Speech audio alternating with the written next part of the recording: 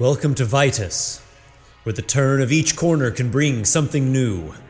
Street vendors sell bread, herbs, and olive oil in a narrow, thronged street. Laborers stumble out of a dim tavern, reeking of cheap wine.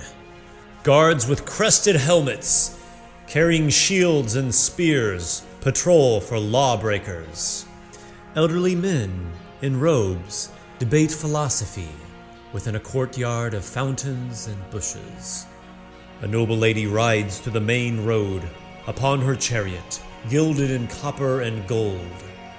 In the near distance, massive temples of pillars and statues rise in sacred serenity above the commotion. It is said that anything can be found in Vitus. Three adventurers who know very little of each other are banding together to delve into a dungeon, each with a personal motive unknown to the others. Sindala, you work for the infamous crime lord Fane Ankira. Recently, you botched a job, which resulted in the arrest and execution of the man with whom you worked. You've managed to convince Fane not to feed you to his hounds, but you have to succeed in recovering the Tome of Blacktongue. On this premise alone, are you still alive? If you fail in this, your life and the life of your son will be forfeit. Chrysos, you are descended from the centurion Magro Velosa, better known as Blacktongue. He was a mighty soldier and war champion in his day. On one of his expeditions, he uncovered a strange tome, from which he studied constantly. Actually wielded a fearsome magic that allowed him to bestow vile curses upon his enemies. Nowadays, your bloodline has nearly perished. It is up to you to reclaim your ancestors' forbidden book for the sake of preventing the demise of House Velosa and the last shot at reclaiming its power and glory. Ledelic Deval, the community from which you hail, the Whitewater tribe, has learned the location of an evil book known as the Tome of Blacktongue. This item contains forbidden, wicked knowledge, which you must recover and return to your fellows. The knowledge and power contained within the tome is not understood by many, and nothing good can come of its usage. Sindala has been given instructions and a basic map, which leads the party to the Undercity of Vitus. This location, below the city streets, is the lair of black market vendors, thieves, outcasts, criminals, cultists, and more. The group follows the guidelines on a piece of parchment, which leads them into the maze. This section of the Undercity was the original sewer network of Vitus, but has long since been out of use and replaced. Sindala locates a secret door on a section of wall which opens a way down. Stone steps lead the characters into a gloomy, crumbling crypt.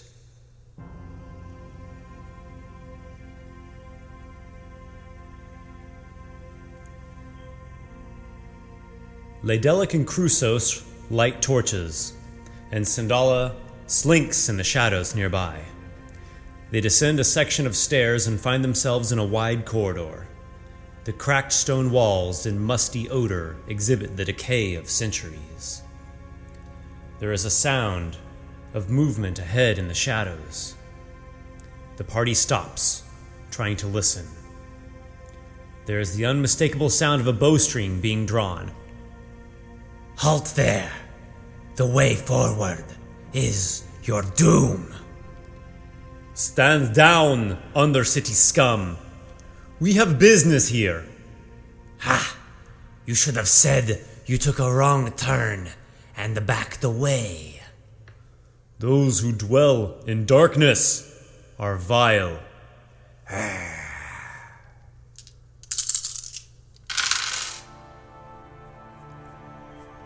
Laedelic moves ahead, onto the top of the next flight of stairs. Immediately, a pair of arrows come flying at him. One arrow he deflects off his shield, which is crafted from the shell of some mighty sea turtle. The other arrow clips him painfully. He holds his torch out and squints through the gloom ahead. Only by the benefit of his low-light vision, he spots a figure of a man in the shadows, holding a longbow and wearing armor. Laedelic casts mirror image. The mists of the sea coast spread around him, creating two exact illusory duplicates of himself. Interesting trick. The man in the dark ahead fires 2 more shots. One arrow bounces off the Archive's shield, while the other arrow sails over his shoulder and shatters against the wall. The man then steps to the side, out of view. Sindala slinks ahead, silently as she can, then moves into the hall to her right, at the top of some stairs. She peers down the hall, though the darkness is too pervasive to see far. Chrysos grits his teeth and marches forward, holding out his heavy shield defensively. He comes down the stairs and looks around at what his torchlight illuminates. He sees the assailant in the dim, yellow-orange torchlight, though the shadows make it too hard for him to make out any details. Charlixa! Wake up! We have company!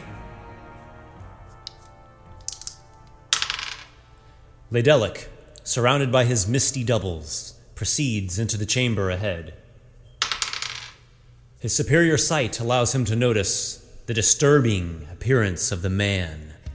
His skin is ghastly pale, devoid of all living color, horridly decrepit and deeply wrinkled. His eyes are hollow sockets with tiny points of burning fell light. He wears a rusted soldier's helmet, which shows the wear of battle and age. He wears blood-stained, studded leather armor and carries a longsword at his side. Just behind him is a large stone sarcophagus with the frieze of a warrior upon the lid. To Laedelic's left is a pile of plain stone sarcophagi, left disorganized in a corner. To his right, at the edge of the room, is a drop-off into a lower chamber, as well as a series of crumbling stairs. Laedelic grimaces at the undead soldier. I am Laedelic Duval of the Whitewater tribe. By my hands you shall find your eternal rest! He sets his torch down, draws one of his chakrams, and throws it. The disc of sharpened whalebone strikes its target. However, some sort of supernatural toughness makes the attack less effective than normal. Charlixa! Get up now!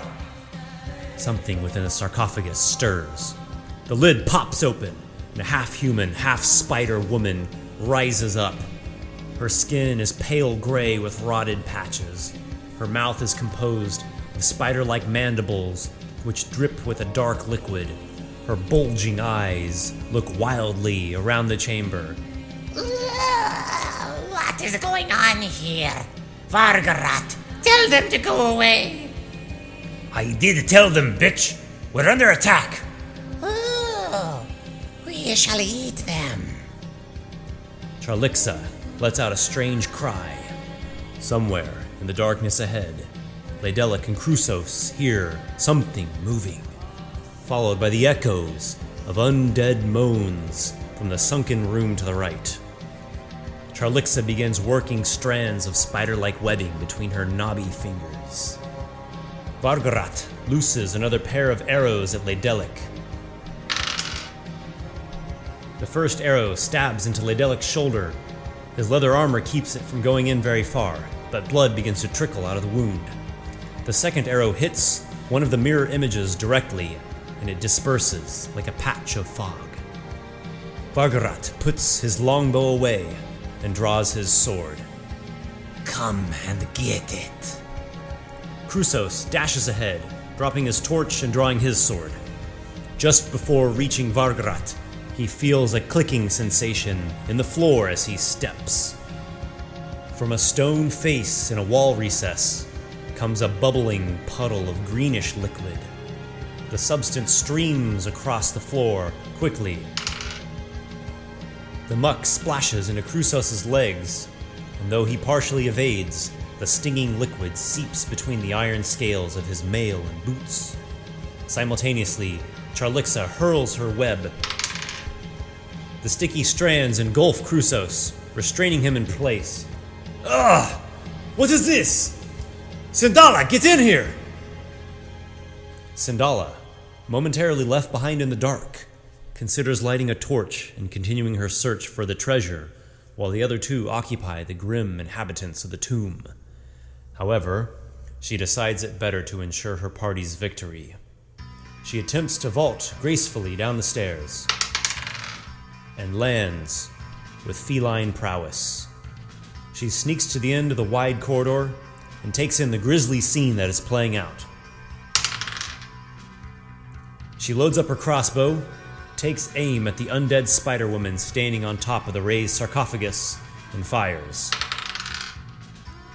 The sneak attack pierces the freak's side and she howls. There's another one! Look what she did to me! We'll just have to kill her then too.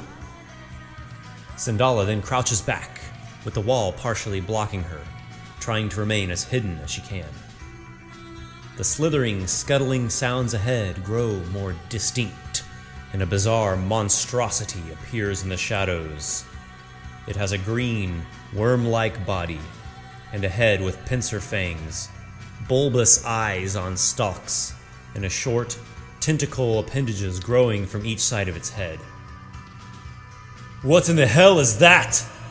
Come, my pet. We have visitors. Though wounded, Laedelic springs bravely forward. He draws his druid staff and points it at his foes while chanting. There's a rumbling sound, then a powerful crack of thunder. Kaboom! Vargrat is blasted by the thunderous force and hurled back. Charlixa withstands the spell better, though it does wear her down a bit more. The undead spider-woman holds her malformed hands in a strange gesture and mumbles a spell of her own. A wave of supernatural exhaustion overtakes Laedelic, and he falls to the floor, unconscious. Charlixa then scrambles out of the sarcophagus and up the wall as adeptly as a spider. Vargrat strides over to the restrained fighter and reaches out a hand that crackles with dark, fell tendrils. Chrysos is unable to defend himself well, and the undead hand grips him. He feels the supernatural necrosis bite at his body and spirit. Though he feels somewhat weakened, he is able to endure the energy drain for the most part. You are strong. We will change that very soon. Why did you not drink his life force? Shut up, bitch! I can't focus with your yammerings. The strange worm-like thing scuttles with haste up to Chrysos and stretches out its tentacles. A slimy poison secretes onto Chrysos' arm and torso. A numbing paralysis quickly overtakes the armored warrior, and he collapses. The green monstrosity bites at the paralyzed fighter, but its pincers gnaw ineffectively against his scale mail. The puddle of acidic liquid rushing along splashes into the creature. It dodges as best it can, though still is stung by the bubbling acid. Chrysos, however, is helpless to move out of the way. The burning acid rushes over his body, but luckily, not much seeps into his armor this time. He manages to regain control over himself and feels the ability to move quickly coming back to him. Sindala creeps back a few steps, then over to the other side of the corridor. She fires another crossbow bolt at Charlixa, who is scuttling along the wall like a demon-possessed insect. The bolt strikes true and lodges itself into Charlixa's back. She howls desperately. Oh, she stings from afar. Kill her! Kill her! Sindala, using roguish opportunism and quick reflexes, spring backwards. Lydelic slumbers under the grip of the sleep spell. Charlixa screams, blackish ichor running down her back. She scampers down the wall and clambers into the stairwell, into the dark corridor beyond. Vargarat assails Chrysos with his longsword. Though he is bound to the ground, Chrysos' armor and shield serve him well. The crawling beast tries to prey upon the entangled warrior. Its mandibles and tentacles again strike nothing but hard iron. Vargarat orders it after Sindala. Go! Kill! Get her, you dumb worm! The thing squirms its way across the chamber to the rogue in the main corridor. Chrysos is again doused by a streaming puddle of acid. This time the muck sears him badly. Riveted by terrible pain, he struggles furiously against the sticky restraints. Try as he may, the webbing holds him fast. Sindala, confronted with the worm beast, nimbly darts a few steps backwards and fires a shot from her crossbow. The bolt sails past the target, and she moves further back with thief speed. She rounds the corner and tries to vault nimbly down the stairs. Unfortunately, she missteps and spills to the bottom of the stairs. Oof! Why don't you die? I was just thinking the same thing about you.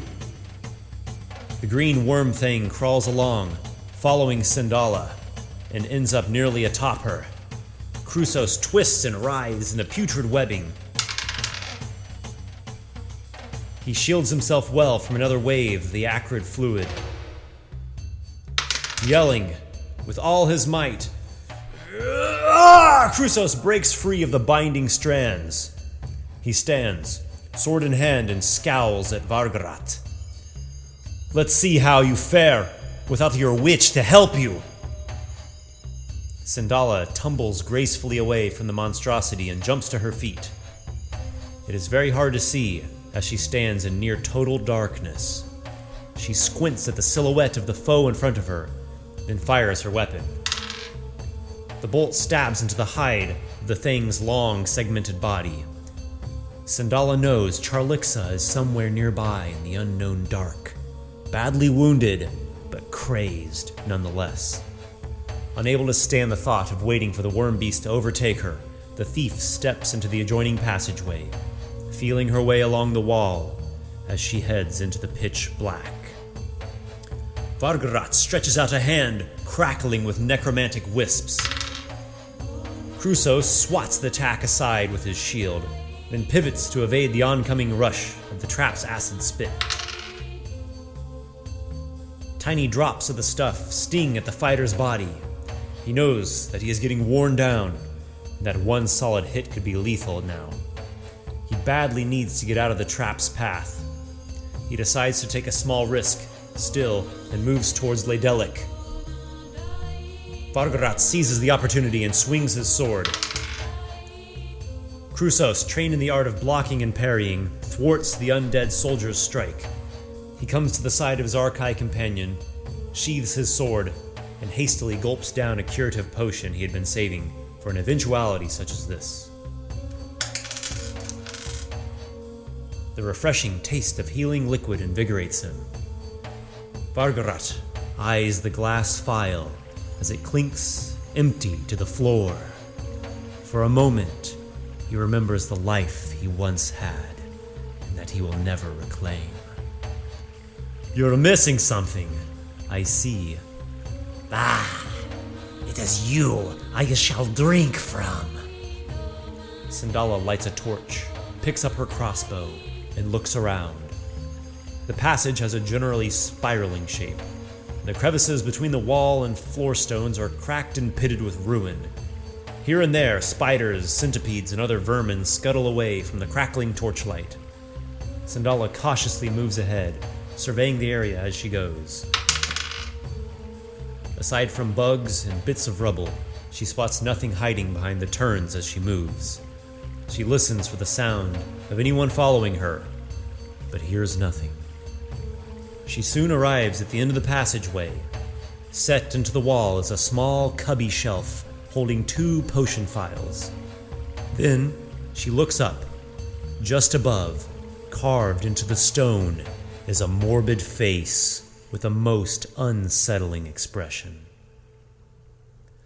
Vargarat's sword comes flying at Krusos, fueled by hatred for all living things. One of the strokes smacks Krusos on the side.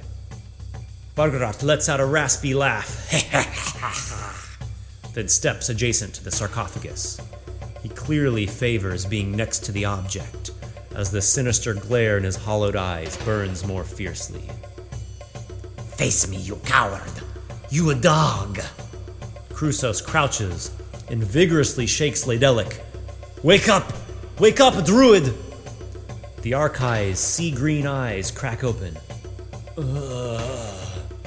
Wake up, damn you, or we're all dead! Ladelic snaps to consciousness and looks quickly from side to side. Krusos draws his sword and steps forward to be in a better position to counterattack Vargarat's attacks. Sandala stares at the malign face on the wall. She cannot tell if it is a man twisted by insanity or some other fell entity, someone from beyond the reality of the known world. As she grabs up the 2 potions from the tiny alcove, a flood of images invade her mind. She sees a flat, expansive plain with scattered brush, stubby trees, and a drone of cicadas. The sky spins by at a tremendous speed, hasting on the night, and the swollen orb of the full moon hangs overhead. Then she sees a field racked by a great storm. An army marches toward a huge tower of ivory in the distance. Bolts of lightning fork down from the dark clouds above, stabbing angrily at the ground, and men alike. There are cries of panic, then a whipping wind which kicks up sheets of blinding dust. This is accompanied by a horrendous, anguished wail that peals over the ruckus of the storm and shudders through the whole of her body and mind. Next, she sees the tower, closer than before. The dust has settled down, and everywhere around her stand statues of petrified men, forever locked in expressions of torment and fear. The thunder rumbles slowly, and a few thin bolts lick the ground here and there. Last, she is again back in the empty scrub fields, as if lying on her back. She watches, cravenly, the bloated moon overhead with a strange, monstrous face in it. Sandala snaps out of the mental daze, her head swimming with the nightmarish fragments. She feels herself trembling, but otherwise is unscathed. She looks at the 2 glass phials in her shaking hands. One she recognizes as a potion of healing, which she stows away. The other has the basic image of a sword fashioned onto its face. It doesn't take much for Sandala to understand that this magic oil is used to temporarily enhance a weapon. Without a second thought, she pours the oil over her crossbow. Ladelic picks himself up, with one misty mirror image still standing next to him. He shakes the grogginess out of his head. Immediately, a scowl of anger spreads across his face. Wahawa, Gaushai, Watahu I! The druid brings the butt of his staff forcefully to the ground, emitting a blast of thunder. Vargarat, however, weathers the storm and bares his gruesome teeth. Not good enough. A dog from the sea is still a dog. The fell swordsman swings his weapon at Ladelic. The first strike is intercepted and blocked by Krusos. The second one cuts into the Archive's illusory image, dissipating it immediately. Damn! Crusoe swings his blade, but is met by Vargratz. Though worn down, he stands his ground. Sindala, feeling shaken and claustrophobic, turns to flee the corridor. She rounds the two near turns and comes face to face with bulbous eyes, slavering mandibles, and grasping tentacles. She screams and fires her crossbow. As the bolt releases from the weapon, a soft glow infuses into it. The projectile strikes the monster's body, and a foul-smelling green blood trickles out of it. Frantic to not get trapped by the creature, Sindala sets herself for an acrobatic somersault. Not only does she clear the thing's long body, but she does so with such nimbleness that it is unable to strike her as she goes by. Laedelic chants a few syllables in his native Archai tongue, calling upon healing water spirits from his island home. His hand glows warmly, and he reaches it out towards Vargarat. Life energy flows into the undead's body, and he reels as if being scalded. Ah! I am going to cut those hands off! The eternal grave awaits you. I am but a guide to see you there. Let's find out. The pale undead guardian stretches out a blackening hand, emboldened by the fell power radiating from the sarcophagus. Again, Crusoe's protective skill helps defend Laedelic. Rage boils out of Vargarat. Ah! I hate you with all that I have. I hate you. In a desperate fury, he springs away from the pair. As he does, Laedelic swings his staff with a one-handed spinning sweep. The wooden haft smacks Vargrat with the sound of his jaw breaking. When he lands from his darting leap, he nearly falls, but he manages to maintain and continues towards the other side of the chamber, cursing unintelligibly. The worm beast's tentacles eagerly grab at the fleeing thief. She endures their poison, suffering little more than tingling sensations. The thing then snaps with its horrible pincer fangs, but she cannot be caught.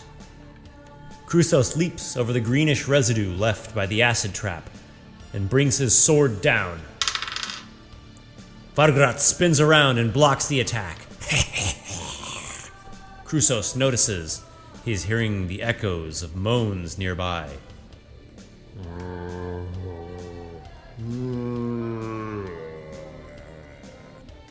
Do you hear that?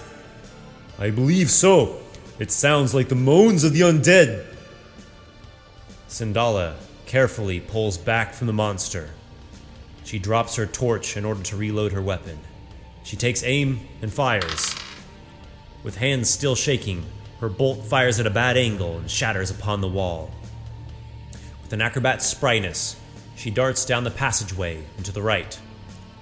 Laedelic springs forward and swings his staff.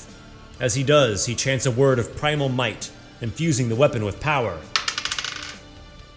The empowered wooden shaft comes crashing down upon Vargrat's head, breaking both his helmet and his skull.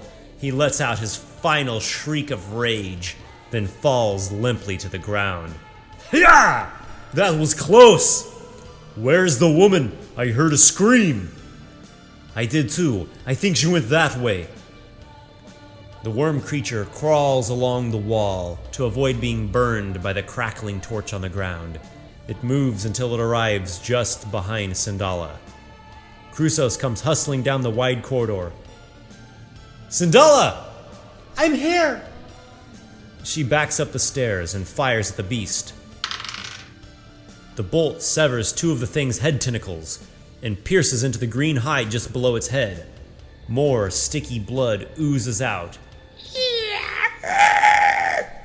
Laedelic hears the shriek of the monster and comes sprinting. With a burst of Archai athleticism, he bounds down the hall and up the stairs. Peering around the corner, he sees the foul, grub-like monstrosity. He drops his staff, pulls out another chakram, and flings it. The razor-edged disc spins through the air and buries itself within the monster's head. You fought well, beast of the deeps. Now return to the earth. That smells terrible. Are those the brains? Ugh, get me out of here. Did you see that spider woman? No, and I'm glad of it. She is still around. I am as sure of it. The three adventurers move back into the main chamber and pick up their torches.